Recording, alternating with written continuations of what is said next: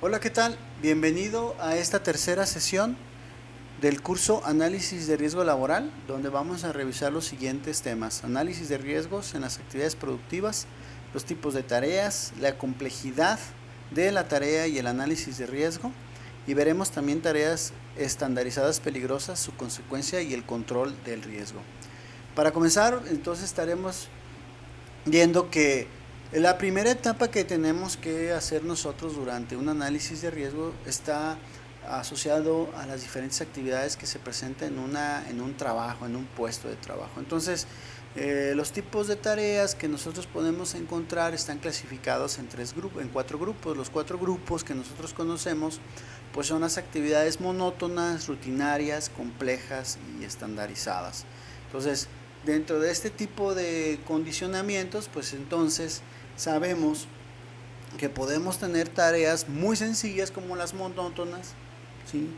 Y después tendremos actividades que serán rutinarias, que pueden ser ligeramente monótonas, ligeramente muy repetitivas y que son de una actividad mental que ya domino, ya es más fácil poder yo realizar estas actividades. Entonces, es muy importante ir comprendiendo los tipos de tareas que están implícitas en el trabajo de los compañeros del área productiva.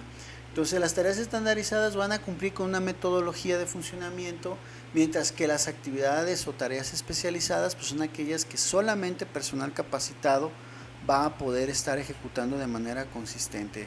Y aquí lo podemos ver, una actividad monótona, pues yo como especialista en seguridad, pues voy a tener que verificar si es una actividad monótona. Esta actividad se realiza de manera única, es completamente una sola tarea, solamente estoy en la banda, estoy separando, ese es mi trabajo y es una actividad monótona. Oye, yo de pronto tengo que hacer varias actividades, oye, un laboratorio. Sí, pues tomo las pipetas, las buretas, voy al fregadero, dejo ahí a la tarja, dejo ahí mis implementos de limpieza, voy y hago otra actividad. Entonces, esas actividades son rutinarias. Por ejemplo, alguien que está haciendo limpieza dentro de las áreas de trabajo, pues es una actividad, vamos a decirlo así, rutinaria. La persona está haciendo actividades generales, pero son muy repetitivas, son muy fáciles. Un dominio no se requiere mayor complejidad de la tarea, son actividades sencillas. Sin embargo, a lo mejor estoy en un laboratorio o operando una máquina donde debo de controlar presiones, temperaturas, tiempos, esperar a que se logre un ciclo para comenzar otro. Entonces, esta actividad me va a llevar a mí en una condición de operación ya estandarizada, ¿sí? Entonces, esto me lleva a mí a la vez a ver la cuestión de una actividad especializada, que es aquella donde ya se realiza por alguien con entrenamiento específico y especializado, ¿no? Entonces, aquí podemos ver al compañero operador de la caldera, el cual pues tiene que estar bien capacitado para comprender el funcionamiento, las válvulas, los manómetros, las presiones, los planos, las líneas, la señalización, todo este tipo de complejidad. Entonces podemos ver escalas diferentes en las cuestiones de la complejidad de la tarea, qué está haciendo el operador. Entonces yo cuando esté en piso voy, reviso mi actividad y desde ahí comienzo mi análisis de riesgo. Cuando yo encuentro una tarea especializada, pues esta va a requerir, yo voy a hacer un muy énfasis en la parte de la tarea especializada porque es donde yo estoy reconociendo que esta tarea pues va a requerir una autorización, una licencia, y eso nos va a nosotros a ir llevando a establecer permisos para actividades que requieren de una especialización. Yo no voy a permitir que un compañero ingrese a un área que solamente una persona con la capacitación adecuada, la competencia adecuada, la experiencia pueda realizar esa actividad, ¿no? Entonces hay que hacer esta condición, hay que analizarla para poder entonces nosotros poder elaborar un permiso adecuado, y ese análisis tiene que ser previo. Un caso muy común es la actividad de las cuestiones de las tareas complejas. La tarea especializada puede ser que el compañero pues es el único que sabe darle mantenimiento a esa máquina, ¿sí? Y esa máquina tiene condiciones específicas, a lo mejor necesito hacer un candadeo, a lo mejor necesito, estoy a una altura, la máquina a lo mejor tiene una altura mayor a 2 metros, entonces ahí ya comienza a ver que el compañero de mantenimiento, el compañero operador sabe hacer esa tarea y es el único autorizado para hacerlo. Ahora bien, ¿qué pasa con las tareas complejas? Pueden estar ocurriendo diferentes situaciones alrededor de una actividad. Entonces podemos ver que a lo mejor está el compañero que es el especialista en darle mantenimiento a esa máquina y la máquina está tomada de un tablero donde están dando mantenimiento a otros compañeros y entonces están ocurriendo simultáneamente dos actividades que dependen de una situación muy peligrosa como lo es a lo mejor el bloqueo de fuentes de energía. Recordemos que las fuentes de energía en este curso las debemos de comprender como los peligros que existen, ¿sí? Entonces esos peligros los tengo que controlar, esos peligros los tengo que evitar para que no se manifieste o materialice una consecuencia que puede ser desde lo más leve hasta lo más fatal. Estas tareas, como les comento, son conjuntas. Puede haber una tarea compleja conjunta y esto va a involucrar a varias personas con diferentes conocimientos y esto puede hacer que el riesgo se incremente en el área de trabajo o en la actividad en sí misma. Por lo tanto, para poder yo controlar esta situación deberé de aplicar o otorgar licencias o permisos. Un permiso específico para trabajar sobre esta máquina y un permiso específico sobre las fuentes de energía y así, ojo. Aquí es una parte muy importante y donde nosotros muchas veces como especialistas de seguridad, pues a veces nos tachan siempre de que, ay, voy a ir a pedirle el permiso al de seguridad para que, bueno, aquí nuestro trabajo tiene que tener mucho valor en el aspecto de capacitar a la gente que está operando, que está haciendo estas actividades. Oye, ¿por qué el permiso? Pues el permiso porque tenemos esta situación y la capacitación no tiene que ser en una oficina con 10 personas sentadas y escuchando 10 horas un tema, cuando la capacitación debe ser en piso, donde está ocurriendo el problema, donde está necesitándose la información precisa. La capacitación no es algo de estar sentado y estar ahí o sea, como si fuera un tema pues así como suntuoso, maravilloso, donde te van a dar café y galletas. No, la capacitación tiene que ser en piso, ahí donde está ocurriendo el trabajo del día a día. Y aquí es donde a lo mejor, pues yo diría que hasta la capacitación que recibes tú en línea así de manera autodidacta tiene mucho valor porque lo haces cuando lo estás, tu tiempo más importante lo dedicas a la capacitación y estás cerca del momento, ¿no? Entonces, es importante que hagamos estas capacitaciones para que la gente sepa la importancia de estos permisos y estas licencias. La complejidad de la tarea pues nos va a llevar a a un mayor uso de la razón, ¿sí? O sea, más compleja la tarea, más requisito de análisis, más sintetización de la información, más evaluación, ya son competencias más importantes en la hora de hacerlo. Entonces, las situaciones nos pueden llevar a que entendamos diferentes escenarios. Uno de ellos tiene que ver con la parte de la comprensión de la actividad. Si yo tengo una tarea, ¿sí? ¿Cuál es mi situación del trabajo? ¿Cómo está el trabajo? ¿Cuál es? ¿Mi trabajo es una actividad monótona? ¿O requiero hacer validaciones? ¿O es un trabajo completamente novedoso para mí? ¿Cómo es esa actividad? Esa actividad es importante que nosotros la tengamos muy en claro. Y esto lo hace Frederick Taylor a través de sus estudios de tiempos. Mientras más monótono, pues a lo mejor el trabajo no es tan complejo. Mi trabajo monótono está todavía en una base muy sencilla. Pero si es un trabajo muy novedoso, entonces la situación de trabajo pues me puede llevar a una condición diferente, ¿sí? Me saca de mi estándar normal de trabajo.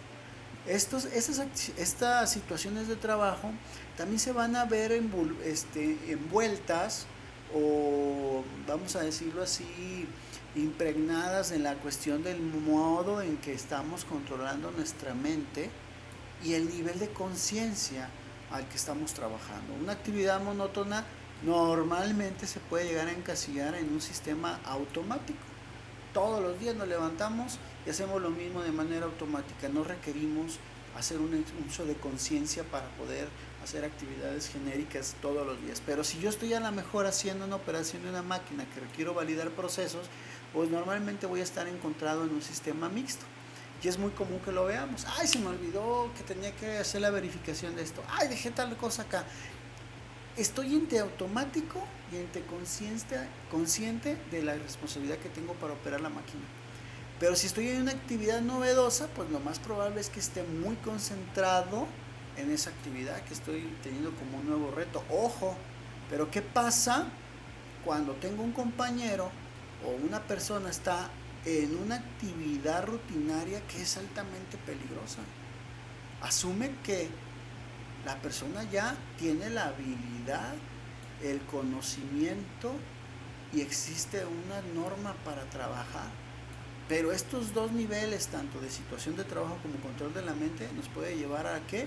A errores por deficiencias o a errores por exceso de confianza. Si la persona sabe que no, es que yo tengo aquí ya 20 años trabajando y nunca se ha presentado una falla, nunca se ha presentado una caída, nunca se ha presentado nada, estoy cayendo en ¿qué? En un error por exceso de confianza. Por lo tanto, a lo mejor no estoy reforzando las habilidades ni el conocimiento, no hay capacitación, no hay esa capacitación que, como insisto, una capacitación con verdadero valor es aquella que te pone actividades y que tienes que demostrar que resuelves un problema, ¿sí? Porque pues una capacitación puede ser ahí nomás escuchando mientras no hay una actividad que refuerce ese conocimiento. Entonces, estas actividades nos pueden llevar, es importante que comprendamos los trabajos y estas condiciones que se pueden dar a la hora de hacer un análisis de riesgo. Otra parte importante es que cuando el trabajo a realizar es complejo, pues como les digo, requiere mayor atención y cuidado, mayor dificultad de las tareas en el entorno, pues pueden ser identificadas con varios peligros, ¿no? Entonces, yo tengo trabajos que pueden estar combinados con varios peligros y en donde identifique un peligro, como lo hemos visto, un riesgo puede ser analizado y evaluado. El estudio de trabajo, como lo comentaba en la gráfica anterior, fue propuesto pues, por Taylor, el padre de la ingeniería industrial, y en su momento él estableció que la división de la tarea pues, nos puede ayudar a comprender la situación del trabajo desde el punto de vista de la productividad, ¿no? La división de la especialización del trabajo nos haría llevar a una mejor calidad, a una mejor productividad en los procesos, y ese fue el éxito de las primeras etapas de la ingeniería industrial en sus momentos. ¿Qué es lo que ocurre? Que esta metodología de división o método de estudio del trabajo pues nos ayuda a nosotros, a los ingenieros industriales, en una etapa pues a comprender que puede ser incorporada en el estudio de los riesgos en el trabajo. Si nosotros logramos dividir el trabajo en tareas más sencillas, entonces el análisis para la identificación de riesgos va a ser más fácil y vamos a poder entender los peligros a los que está expuesto el trabajador durante sus diferentes actividades. Eso nos va a llevar a nosotros a comprender la importancia de que si una persona está haciendo una tarea especializada, pues es quizás más peligrosa que una tarea monótona.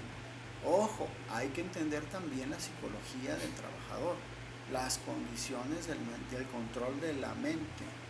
Más automático trabajo, puede haber más exceso de confianza y puede haber más exceso de eficiencias. ¿Sí? Entonces esa es la cuestión que tenemos que nosotros ir controlando.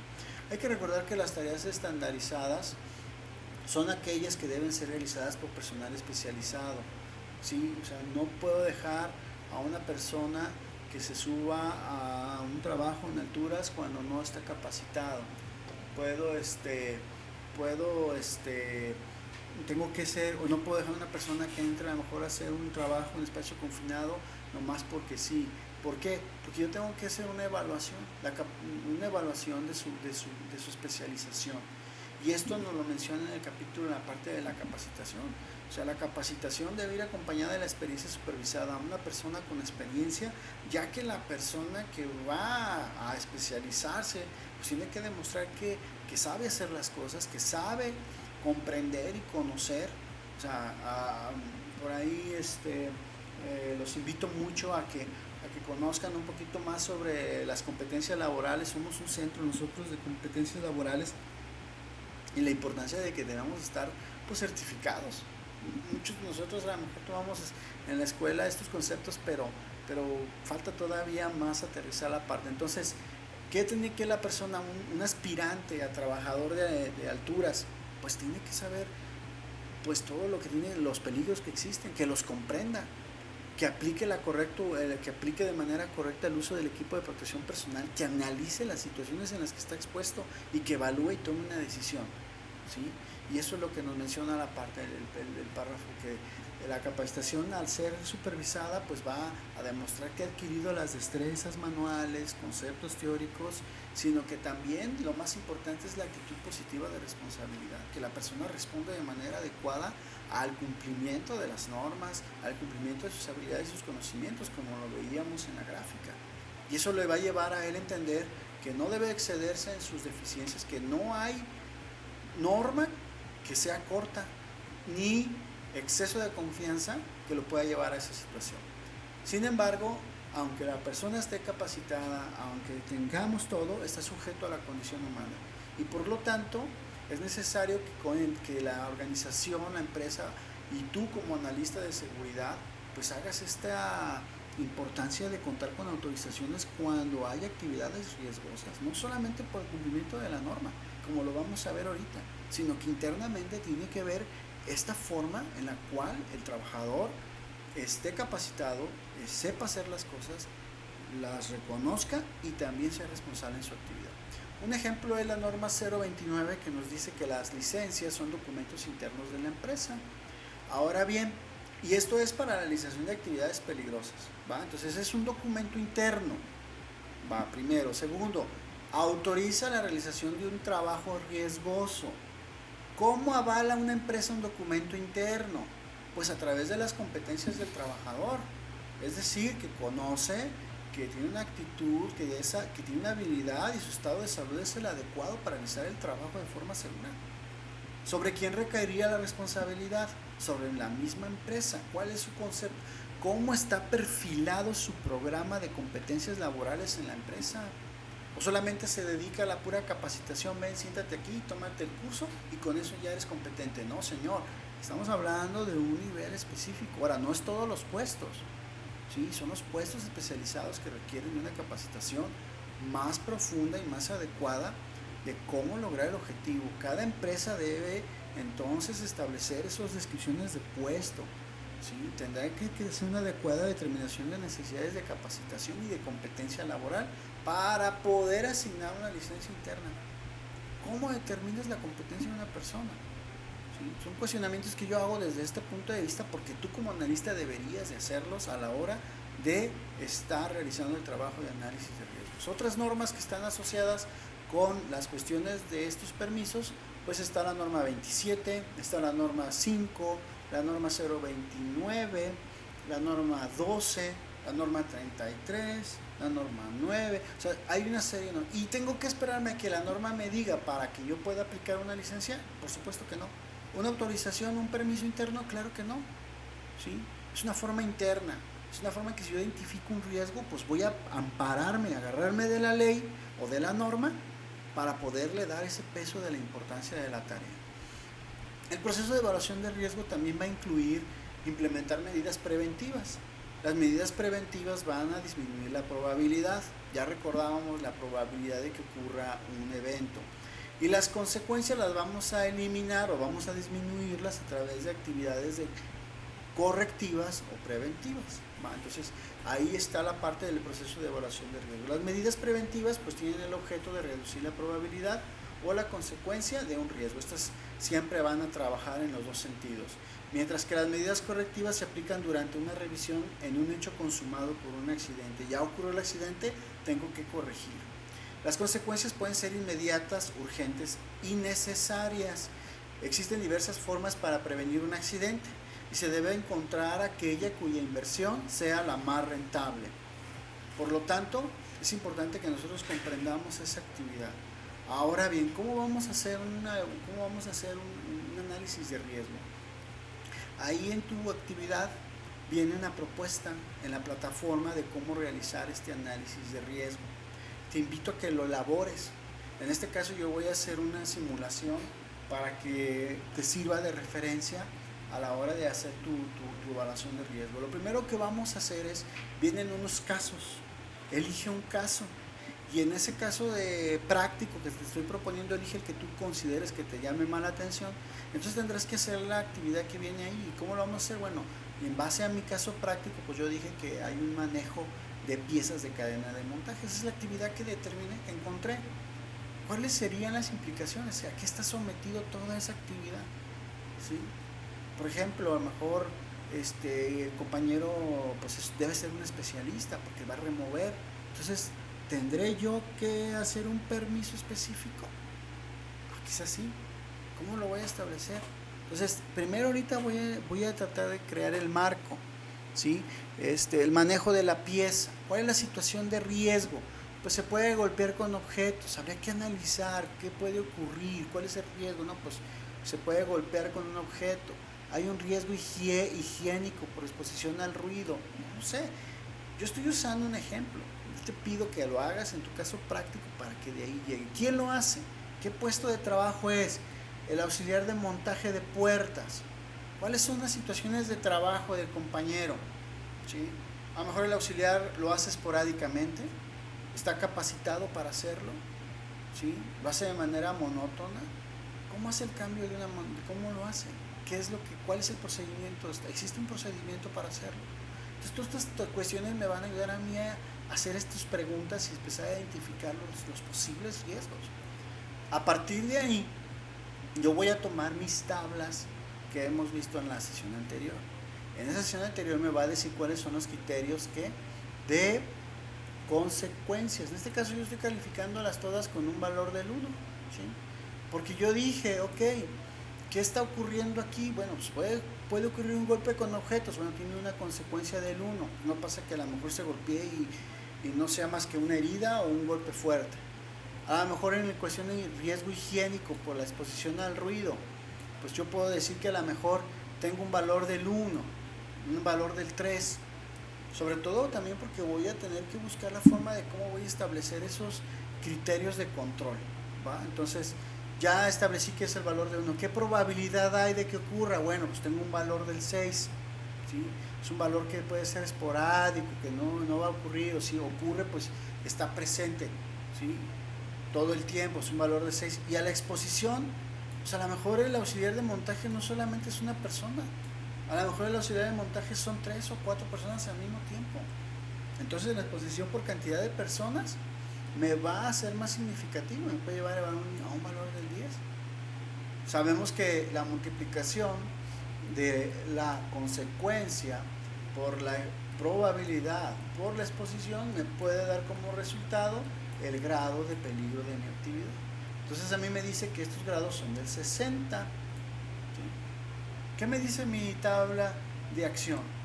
Me dice que si el valor es menor a 85, entonces es un riesgo ¿qué? Normal. Es un riesgo normal. ¿Qué controles estoy proponiendo para el caso de golpe por objetos? Ahí vamos a comenzar con una etapa diferente, los controles, ¿qué control voy a implementar? No lo he determinado aún, no está determinado. ¿Quién me puede ayudar para poder determinar un control? La norma. La norma me va a ayudar. ¿Cuál norma aplica? ¿Cuál es la norma para mantenimientos? ¿Cuál es la norma para si voy a hacer una actividad por golpe? Pues el compañero puede quedar golpeado porque entonces me puedo referenciar sobre mi norma 6 porque estoy trabajando sobre maquinaria. Oye, ahorita por lo pronto le estamos dando tapones auditivos o hago audiometrías, ¿sí? Con respecto al ruido. ¿Qué normas me ayudan? La norma 11, la norma 17 de equipo de protección personal, ruido. De aquí voy a sacar mis referencias para poder establecer esos primarios controles, esos controles primarios, ¿con base a qué? A mi cuestión económica y mi riesgo, ¿vale? Entonces, te invito a que realices tu actividad, revisa nuevamente este video. Si tienes dudas, déjame tus comentarios y con gusto yo estoy para ayudarte en resolver tu actividad, pero te pido que le eches mucho coco a la hora de hacer esta actividad y te va a ser de mucho beneficio. Si quieres trabajar con los 4 casos prácticos, trabájalos. No hay problema. Aquí acuérdate que la plataforma, esa es la gran ventaja que tienes, que puedes hacer un ejercicio, 2 ejercicios, 3 ejercicios, los que tú necesites para poder reforzar la comprensión de la materia. Te invito a que veas el siguiente video, la identificación de peligros, evaluación y control de riesgos. ¿Por qué? Porque se te va a ayudar todavía a ahondar más en la comprensión del análisis de riesgo. Te dejo aquí, prepara tu evaluación y nos vemos en la siguiente sesión.